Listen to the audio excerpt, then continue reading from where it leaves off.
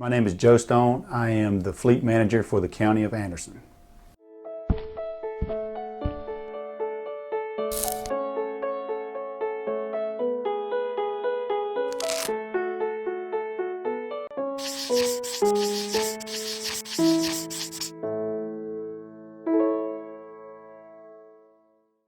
So your interest in automotive started young. Yes. Your first car was what? A 1965 Mustang. What? It was not. It was 65. It was. Yeah. Me and my daddy built it. When I was about 14 years old, we got it and started building it, and we built it until I was able to drive, and that was my first car. How cool was that? Pretty cool. I mean, some memories. I would think that would just be unbelievable. I wish I still had that car to this day. I really do. When it became time to think about what you're going to do in life, and you're a senior at Abbeville, what are you going through now? What plans are being made? I made a decision probably around 16, 17 years old that I was going in the military. And it's just something I always wanted to do. My son has that same problem. He's about to go in the Marine Corps now. So it must be something inside of us. Yeah. I joined the military right out of high school, and I spent 6 years in the Navy with doing that. Now, what was your job in the Navy? My job in the Navy was an HT, was my rate. But basically what I did was onboard shipboard firefighting and things of that nature, damage control, stuff like that. What kind of ships? My first tour, I was on a USS Mount Whitney, stationed out of Norfolk, and then I got stationed overseas in the Gay to Italy for a while.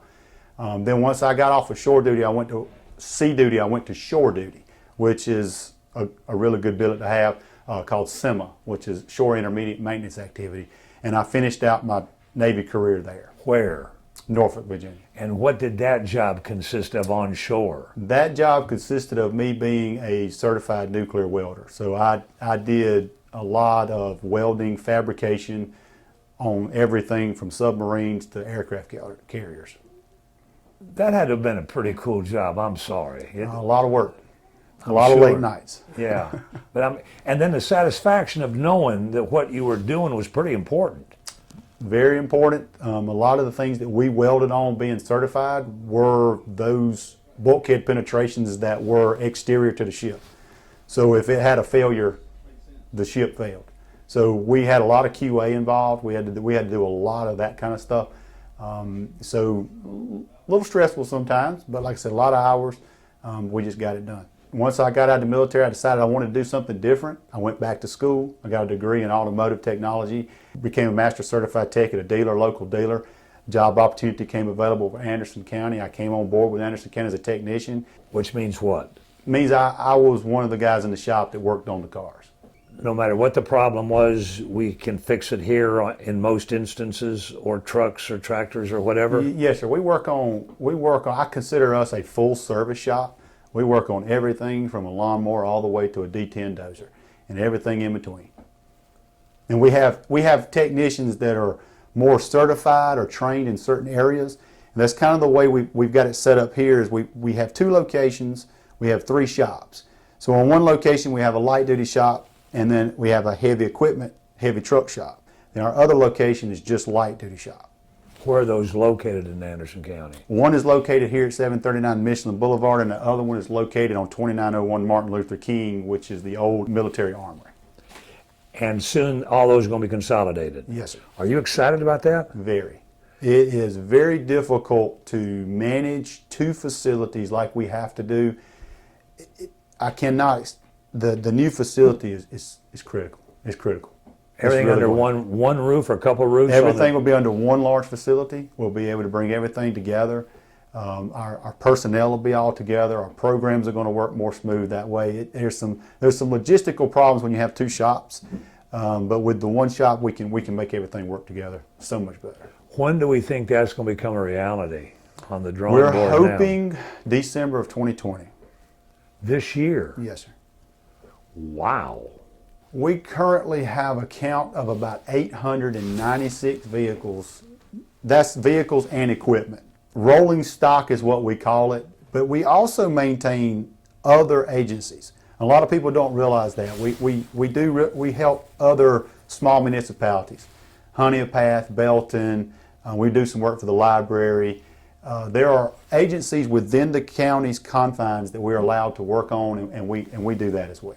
The most difficult piece of rolling stock you've got to work on? Ooh, the specialty equipment. The specialty equipment's hard, just because it's odd. It's difficult to get the type of training that we need. We do a pretty good job, even though we don't have that. But there's some paving. The paver is one of them. It's just complex. There's a lot of things going on there. It's a one-off. It's an oddity. It's the only thing that we have like that. I would say that's probably one of the more complex pieces of machinery. I handle all of the accidents as far as the coordinating between the body shop, and we have a liaison within the county that handles our insurance as far as going direct. I work directly with her, so we make sure that things happen, but I handle the logistical side of getting it repaired, making the decisions on whether or not they're totaled. If they are totaled, whether or not we're going to keep them. Because there has to be decisions made sometimes if I've got funding to buy a replacement or not, or if it's something that maybe we can repair and put back into the fleet. So I'll make those decisions as well. Your budget comes under what when county council looks at it? Do you have your own? We have our own fleet services budget. And last year it totaled what?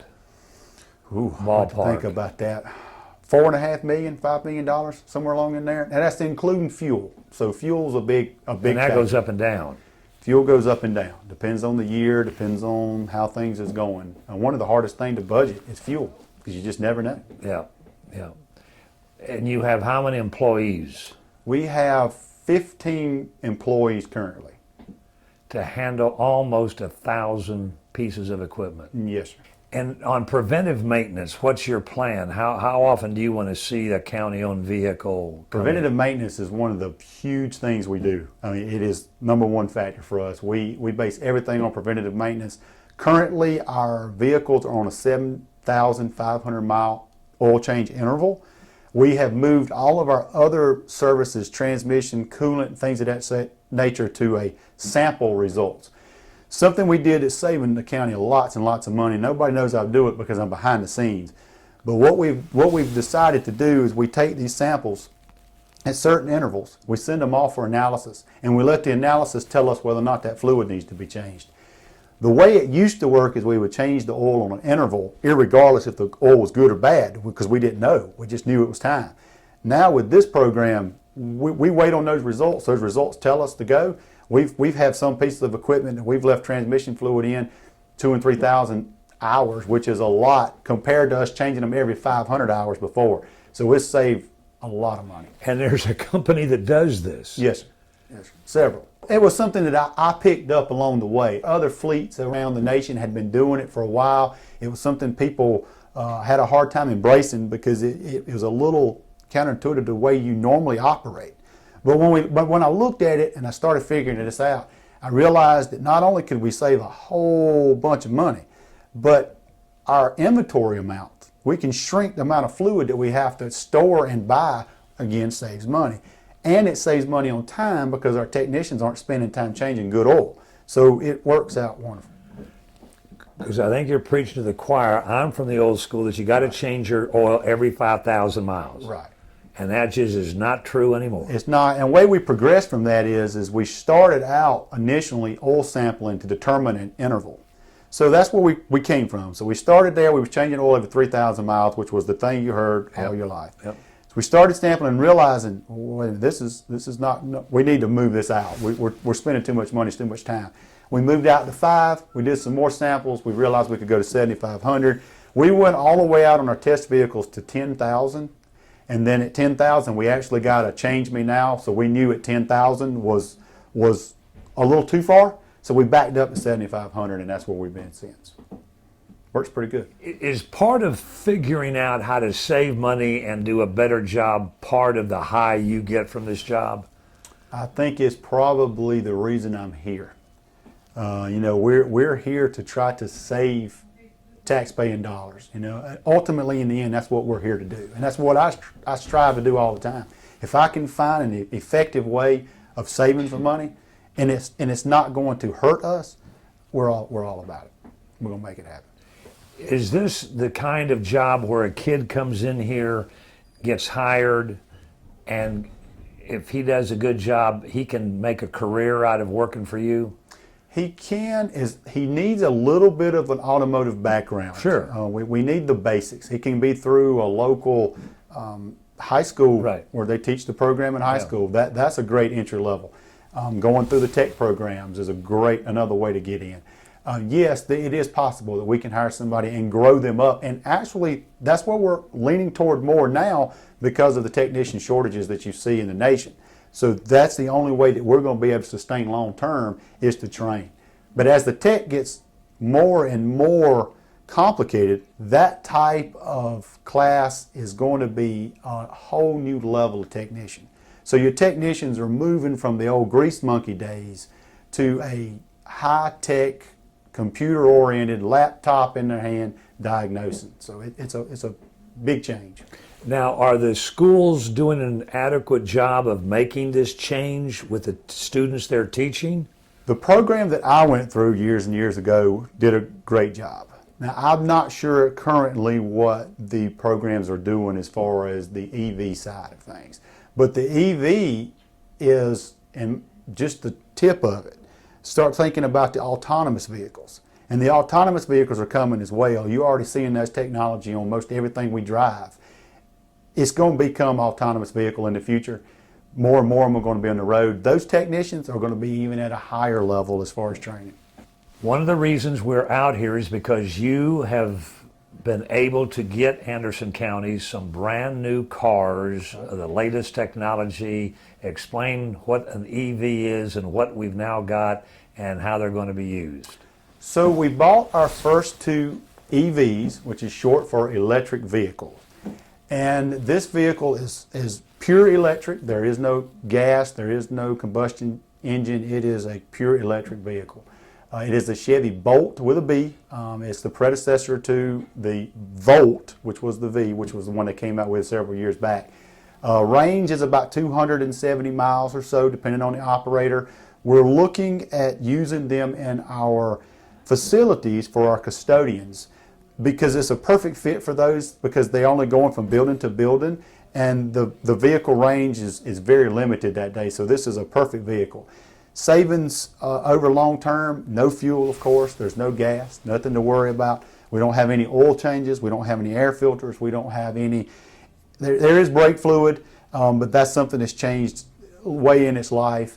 And there's a little bit of coolant on the side for the battery cooling side, but it's very minor. So overall, we think this is going to be a wonderful thing for us. How has that technology evolved since in the 10 years that you've been here? A lot.